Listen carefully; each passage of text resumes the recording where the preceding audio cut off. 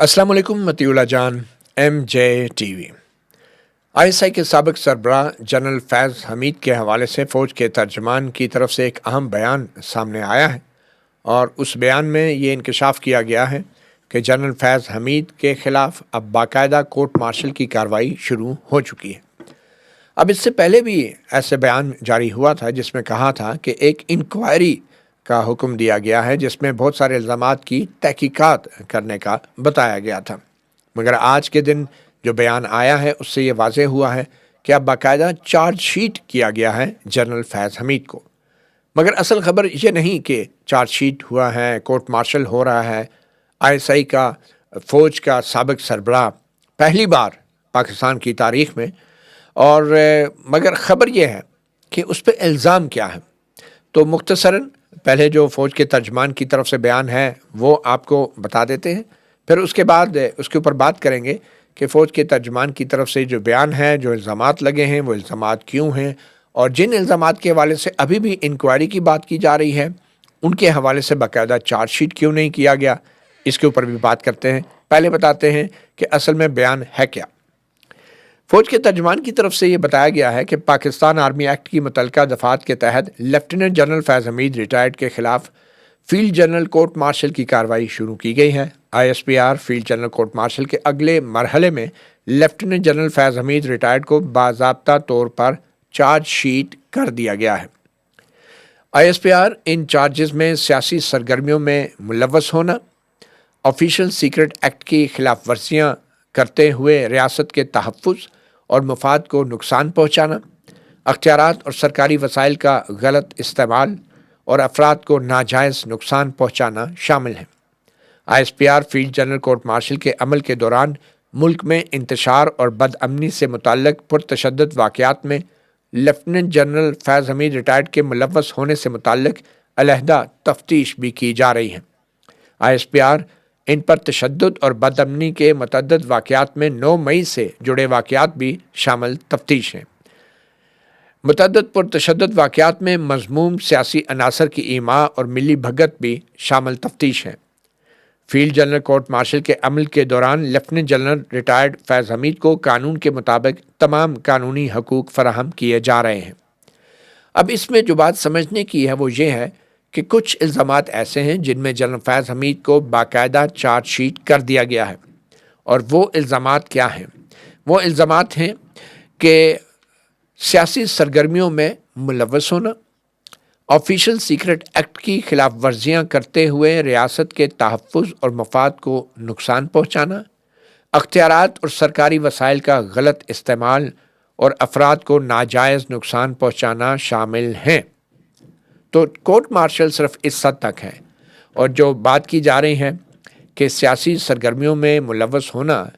ये यकीनी तौर पे एक बड़ा ही ज़ुमानी किस्म का इल्ज़ाम है। अब मालूम नहीं कि इससे मुराद क्या जनरल फैज़ हमीद की 2018 के इलेक्शन में इलेक्शन इंजीनियरिंग है, क्या इस्लामाबाद हाई कोर्ट के जज जस्टिस शौकत अज़ीज़ सिद्दीकी के जो इंकशाफ था कि उनसे रब्ता किया गया और उन पे असरअंदाज होने की कोशिश की गई, क्या वो इल्ज़ामात भी इसमें शामिल हैं? क्योंकि अगर वो ऐसे इल्ज़ामात शामिल हैं कि अदलिया पे असरअंदाज होने वाले, तो फिर तो ये इल्ज़ामात अभी ख़त्म नहीं हुए, अभी भी जारी हैं। और हाल ही में इस्लामाबाद हाई कोर्ट के 6 जजों ने ख़त के ज़रिए भी ऐसे ही इल्ज़ामात लगाए थे। तो क्या ये वो इल्ज़ामात हैं या इस नौइयत के इल्ज़ामात हैं जनरल फैज़ हमीद के ख़िलाफ़? ये बहुत बड़ा फ़ैसला होगा अगर ऐसा हुआ। मगर लगता यह है कि मामला सिर्फ टॉप सिटी का जो मंसूबा है, जो उसके मालिक हैं, उनकी शिकायत तक महदूद है, और ऑब्वियसली उसमें कोई ना कोई सियासी मफाद या सियासी अंसर भी शामिल होगा। उसके बाद ऑफिशियल सीक्रेट एक्ट की खिलाफ वर्जियाँ करते हुए, ऑफिशियल सीक्रेट एक्ट की खिलाफ वर्जियाँ ये भी हो सकती हैं कि आपने टॉप सिटी के जो इलाका है या जो असासे हैं या दफातर हैं उन पे कब्ज़े के लिए आपने गैर कानूनी तौर पे आम टेलीफोन चैनल्स इस्तेमाल किए, कोड वर्ड्स इस्तेमाल किए, वसाइल इस्तेमाल किए, वो भी ऑफिशियल सीक्रेट एक्ट की खिलाफ वर्जी हो सकती है। और फिर रियासत के तहफ़्फ़ुज़ और मफाद को नुकसान पहुँचाना, ऑब्वियसली जब ISI का सरबराह जो है अपने निजी मफादात के लिए कोई भी काम करता है تو اس سے ریاست کے تحفظ اور مفاد کو نقصان تو پہنچتا ہے کہ جو کام اس نے ریاست کی حفاظت کے لیے جو وقت لگانا ہے وہ اپنے ذاتی مفادات اور دوسری سرگرمیوں میں لگا رہا ہے، اور پھر اختیارات اور سرکاری وسائل کا غلط استعمال اور افراد کو ناجائز نقصان پہنچانا۔ اوبیسلی یہ اس میں ٹاپ سٹی کے جو مالکان کے ساتھ جو کچھ مبینہ طور پہ جنرل فیض حمید نے کیا یہ اس کی طرف حوالہ بھی ہو سکتا ہے۔ تو ان الزامات پہ چارج شیٹ ہو گئے ہیں جنرل فیض حمید۔ اب ان الزامات پہ چارج شیٹ اور کورٹ مارشل جو ہے اس میں کوئی قانونی رکاوٹ نہیں ہے۔ قانونی رکاوٹ جو بڑی ہے اور جو بڑا الزام ہے جس پہ ابھی چارج شیٹ نہیں ہوئے جنرل فیض حمید، وہ آگے آ کے ایس پی آر کی پریس ریلیز کہتی ہے کہ ملک میں انتشار اور بدامنی سے متعلق پرتشدد واقعات، یہ 9 مئی کے واقعات کی طرف واضح طور پہ ایک اشارہ ہے، جس کے بارے میں جنرل فیض حمید ریٹائرڈ کے ملوث ہونے سے متعلق علیحدہ تفتیش کی جا رہی ہے۔ یعنی کہ یہ بڑا واقعہ 9 مئی کا، اس کے اوپر 9 مئی کے واقعے پہ جنرل فیض حمید کو چارج شیٹ کیوں نہیں کیا گیا؟ اب یہ وہ کیچ ہے کہ آج جنرل فیض حمید کے حوالے سے جو چارج شیٹ سامنے آ رہی ہے اس میں 9 مئی کے واقعات شامل نہیں ہیں۔ اب اس میں ایک بہت بڑی قانونی پیچیدگی ہے، قانونی مشکل ہے، اور وہ یہ ہے کہ 9 مئی کے واقعات کے حوالے سے جو سویلین 103 کے قریب فوجی حکام کے حوالے کیے گئے تھے ان کا ٹرائل سپریم کورٹ نے اپنے ایک فیصلے کے ذریعے روک دیا تھا، اور اسی وجہ سے سپریم کورٹ نے جو فیصلہ دیا تھا، جو جسٹس اعجاز الاحسن کی سربراہی میں جو ایک بینچ تھا، اس میں جو سپریم کورٹ نے فیصلہ دیا تھا اس میں آرمی ایکٹ کی ان شکوں کو غیر آئینی قرار دے دیا گیا تھا جن شکوں کے تحت 9 مئی کے جو سویلین ملزمان تھے یا پی ٹی آئی کے جو کارکنان تھے ان کا ٹرائل ہونا تھا، یا کوئی بھی سویلین جو کہ 9 مئی کے واقعات میں ملوث تھا ان کا ٹرائل فوجی عدالت میں ہو سکتا تھا۔ ان شکوں کو سپریم کورٹ میں جسٹس اعجاز الاحسن کی سربراہی میں قائم بینچ نے غیر آئینی قرار دے دیا تھا، ختم کر دیا تھا، اور اسی لیے فوجی عدالتوں میں 103 جو ملزمان تھے ان کا ٹرائل روک دیا گیا تھا۔ ایک بیچ میں ایک عبوری حکم آیا جس میں اس حد تک فوجی عدالتوں کو اجازت دی گئی حکم سنانے کی کہ جس میں جو ملزمان تھے جن کو رہا کیا جانا تھا، تو اس حد تک سپریم کورٹ نے الاؤ کیا کہ جنہوں نے رہا ہونا ہے، آپ نے ٹرائل مکمل کر لیا ہے، ثابت ہو گیا وہ معصوم تھے، ان کو رہا تو کریں نا آپ، مگر جو دوسرے جن کو آپ نے سزا سنانی ہے وہ ہم پہلے فیصلہ کریں گے۔ اب اس کو بھی 1.5 سال ہو گیا وہ فوجی حکام کی تحویل میں، جیل میں، اور سپریم کورٹ اب کہہ رہی ہے ہم اس کا جلد فیصلہ کریں گے۔ تو اب مسئلہ کیا ہے؟ اب اس کا سیاسی پہلو کیا ہے؟ اس کا سیاسی پہلو یہ ہے کہ سپریم کورٹ نے جو فیصلہ دیا تھا آرمی ایکٹ کی جو شک تھی، آرمی ایکٹ کا section 2 sub section 1 class D اور سب کلاس 1 اور 2 ان کو جب کالا دم قرار دے دیا گیا، تو اس کے بعد نہ صرف یہ کہ جو 103 پی ٹی آئی کے کارکن یا لوگ تھے جو فوجی حکام کے تحویل میں تھے ان کے خلاف فوجی عدالت ٹرائل جو ہے وہ فیصلہ نہیں سنا پا رہی تھی، بلکہ بعد میں بھی اگر کسی سویلین کو پکڑا جاتا، مثال کے طور پہ اگر جنرل فیض حمید کو چارج کر دیا جاتا کہ 9 مئی کے واقعات میں یہ ملوث تھے یا یہ عمران خان سے رابطے میں تھے، تو بھی عمران خان کا ٹرائل جو ہے فوجی عدالت میں نہیں ہو سکتا تھا، کیونکہ سپریم کورٹ کا فیصلہ موجود ہے کہ سویلین کا ٹرائل نہیں ہو سکتا۔ اور جو آرمی ایکٹ کی شکیں تھیں وہ شکیں جو تھی 2(1)D یعنی کہ section 2 sub section 1 class D, اس کے سب کلاس 1 اور 2 میں جو 2 شرائط رکھی گئی ہیں کہ جو آرمی ایکٹ میں سویلین جو کہ عام طور پہ آرمی ایکٹ کے تحت نہیں آتے ان کا ٹرائل ہو سکتا تھا، ان 2 شرائط کو سپریم کورٹ نے ختم کر دیا تھا۔ تو پھر اگر جنرل فیض حمید پہ 9 مئی کا الزام لگا بھی دیا جاتا تو عمران خان کا ٹرائل فوجی عدالت میں نہیں ہو سکتا تھا۔ تو اسی لیے آپ نے دیکھا ہوگا کہ حال ہی میں آئینی بینچ نے اچانک ہی فوجی عدالتوں والا کیس جو ہے وہ لگا لیا، اور اب کہا جا رہا ہے کہ ہم اس کا جلد فیصلہ کریں گے، کیونکہ لوگ جیلوں میں ہیں، بقول جسٹس جمال خان مندو کھیل کے، جسٹس مسرت اللہ علی کے، کہ لوگ جیلوں میں ہیں، ہم جلد فیصلہ کرنا چاہتے ہیں۔ لیکن وہ جلد فیصلہ کیا ہوگا کہ فوجی عدالتیں جو ہیں وہ فیصلہ اپنا سویلین جو ٹرائل انہوں نے مکمل کر لیے ان کا فیصلہ سنا دیں، کسی کو چھوڑ دیں، اور کسی کو ملزم قرار دے بھی دیں تو 1.5 سال کی جیل کی سزا سنائیں جو وہ پہلے ہی کاٹ چکے ہیں، تو ویسے ہی سب کے سب گھر چلے جائیں گے۔ اصل مسئلہ آرمی ایکٹ کے تحت جو ہے فوج کے لیے یہ تھا کہ وہ سویلین شہریوں کا مکمل طور پہ ٹرائل اب نہیں کر سکیں گے، اور جو سپریم کورٹ نے شکیں ہٹائی تھی ان میں سے ایک شرط جو ختم کی تھی سپریم کورٹ نے وہ یہ تھی کہ کوئی بھی شخص جو کہ سویلین ہے اور جو فوج کا ملازم نہیں ہے، اور کیونکہ کچھ ایسے بھی ہوتے ہیں نا جو فوج کے ملازم بھی ہوتے ہیں، تو اگر وہ سویلین ہے تو اس کا ٹرائل فوجی عدالت میں کرنے کے لیے ضروری ہے کہ وہ سویلین شہری جو ہے وہ کسی فوجی اہلکار یا افسر کو ترغیب دے رہا ہو کہ وہ اپنی فوجی ڈیوٹی نہ کرے یا حکومت یا فوج کے ساتھ وفاداری نہ کرے یا اس کے خلاف کام کرے، یعنی ترغیب دینا کسی سویلین کی طرف سے، تو اس کا ٹرائل ہو سکتا تھا آرمی ایکٹ کے تحت فوجی عدالت میں اس سویلین کا۔ تو سپریم کورٹ کے فیصلے کے بعد وہ رک گیا۔ اسی طرح دوسری شرط یہ تھی کہ کوئی بھی ایسا سویلین ایسا کام کرے فوج کے علاقے میں یا کسی فوجی اہلکار کے ساتھ ساز باز کر کے یا مل کر کہ جس سے جو آفیشیل سیکرٹ ایکٹ ہے، یعنی کہ جو فوجی راز ہیں، خفیہ راز ہیں، وہ چوری کرے ساز باز کر کے فوجی اہلکار کے ساتھ، یا ان کو انکشاف کرے یا پبلک کرے، یا وہ لے کر پھر رہا ہو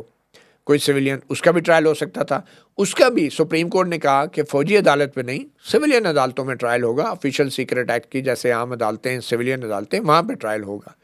تو یہ دونوں ٹرائل نہیں ہو پا رہے تھے،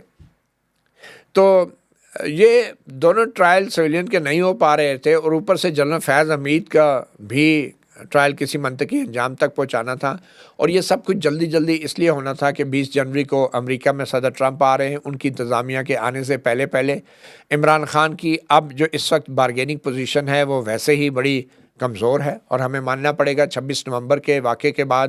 اب اتنا کچھ کہا جا رہا ہے ہلاکتوں کے حوالے سے، ابھی تک حتمی اعداد و شمار نہیں آئے، تو لوگوں میں خوف و ہراس ہے، معاشرے میں خوف و ہراس ہے، میڈیا میں خوف و ہراس ہے، عدالتوں میں خوف و ہراس ہے۔ تو اس خوف و ہراس کے ماحول میں سپریم کورٹ سے جو ہے وہ سپریم کورٹ کا اپنا ہی فیصلہ واپس لینے کے لیے ایک آئیڈیل ماحول ہے جو بن چکا ہے۔ تو آئینی بینچ میں بھی اچانک ہی پھر یہ فوجی عدالتوں کی اپیلیں لگا لی گئیں، اور اب کہہ رہے ہیں کہ ہم جلد فیصلہ کریں گے۔ اور بظاہر لگ کیا رہا ہے؟ لگ یہ رہا ہے کہ سپریم کورٹ سے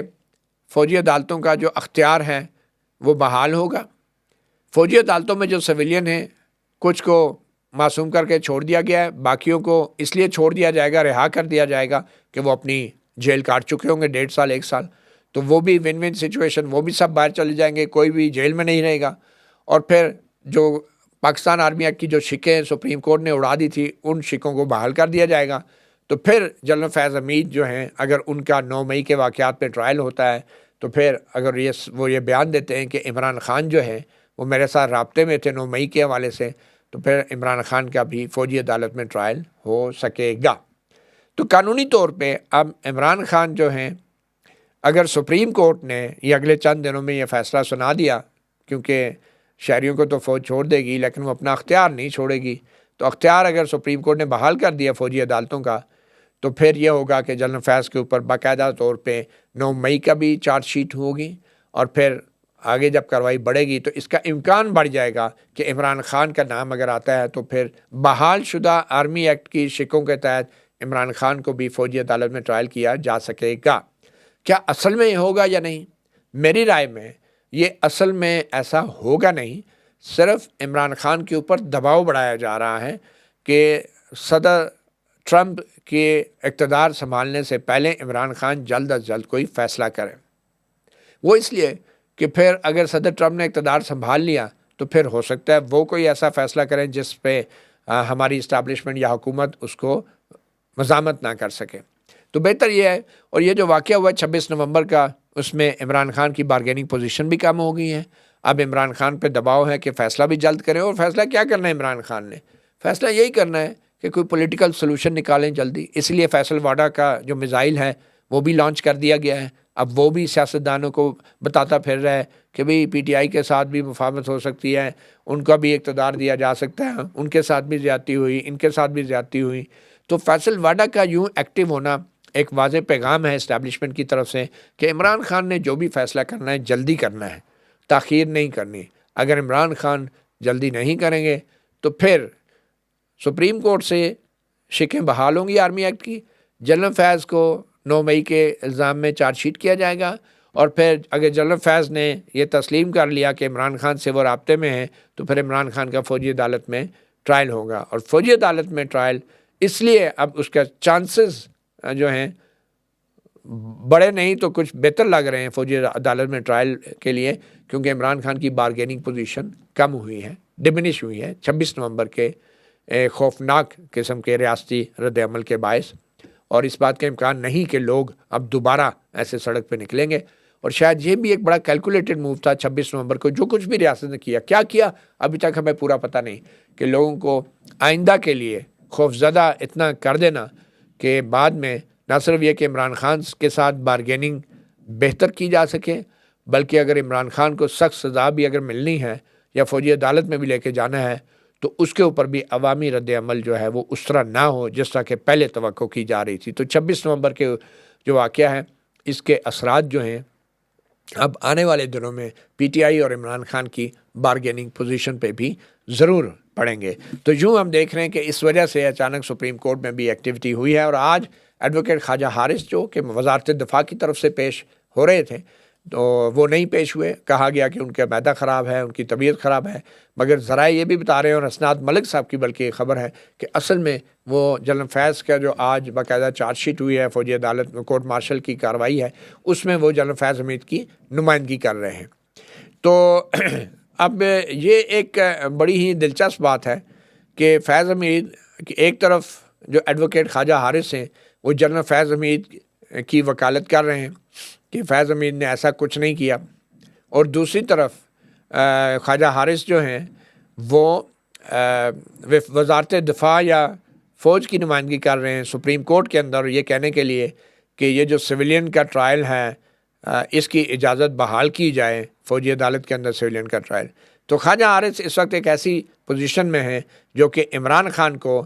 اس بات کی طرف راغب کر سکتے ہیں، ان کو سمجھا سکتے ہیں کہ دیکھیں اگر آپ نے لچک نہ دکھائی، کوئی راستہ نہ نکالا اور جلدی نہ نکالا تو پھر جو وہاں پہ وہی خواجہ حارث جو ہے عمران خان کے لیے سپریم کورٹ میں مشکل پیدا کر رہے ہیں، جنرل فیض حمید کے لیے خواجہ حارث جنرل فیض حمید کے لیے سپریم کورٹ میں مشکل پیدا کر رہے ہیں کہ جنرل فیض حمید پہ 9 مئی کا چارج لگنے کے بعد عمران خان کو بھی شامل کیا جا سکے، اور فوجی عدالت کے اندر جنرل فیض حمید کے لیے آسانیاں پیدا کرنے کی کوشش کر رہے ہیں۔ تو خواجہ حارث آئیڈیلی اور ٹیکنیکلی ایک ایسی پوزیشن میں ہے کہ جس میں وہ، کیونکہ عمران خان کو بھی کچھ کیسز میں ان کی نمائندگی وہ کرتے رہے ہیں، تو اس بات کا امکان ہے کہ وہ کچھ کیسز ایسے لگا دیے جائیں جس میں خواجہ حارث عمران خان کی ماضی میں نمائندگی کرتے رہے، جیسے وہ نیب ترامیم والے کیس میں۔ تو ان کی اگر عمران خان سے ملاقات ہوگی تو خواجہ حارث شاید عمران خان کو بہتر طور پہ سمجھا سکیں گے کہ سپریم کورٹ کا اگر آرمی ایکٹ کی شکیں بحال کر دیتی ہیں تو پھر جنرل فیض حمید کے اوپر اگر 9 مئی کے باقاعدہ چارج شیٹ کر دی جاتی ہے، 9 مئی کے پرتشدد واقعات کی پلاننگ اور پھر عمران خان سے رابطوں کی، تو پھر عمران خان کا بھی فوجی عدالت میں ٹرائل ہو سکتا ہے۔ اور اسی لیے میں سمجھتا ہوں کہ یہ جو کچھ بھی ہو رہا ہے، چاہے سپریم کورٹ میں ہو رہا ہے، چاہے فوجی عدالت میں ہو رہا ہے، جنرل فیض کے حوالے سے ہو رہا ہے، یہ عمران خان پہ پریشر بلڈ کیا جا رہا ہے۔ اور پھر فیصل واڈا جس طرح سرگرم ہے کہ جو بھی عمران خان نے فیصلہ کرنا ہے جلد کرنا ہے، اس میں لچک دکھانی ہے اور کوئی راستہ نکالنا ہے، کیونکہ ریاست کے لیے بھی نکلنے کا راستہ ہوگا تو عمران خان کے لیے اڈیالہ جیل سے نکلنے کا کوئی راستہ ہوگا۔ اب کیا عمران خان یہ دباؤ برداشت کریں گے؟ کیا عمران خان کچھ اور انتظار کر سکتے ہیں؟ یہ اب دیکھنے کی بات ہے، اور 20 جنوری بھی کوئی زیادہ دور نہیں، اور شاید عمران خان بھی یہ اچھی طرح جانتے ہیں۔ مطیع اللہ جان، MJ TV سے اتنا ہی، اجازت دیجیے، اللہ حافظ۔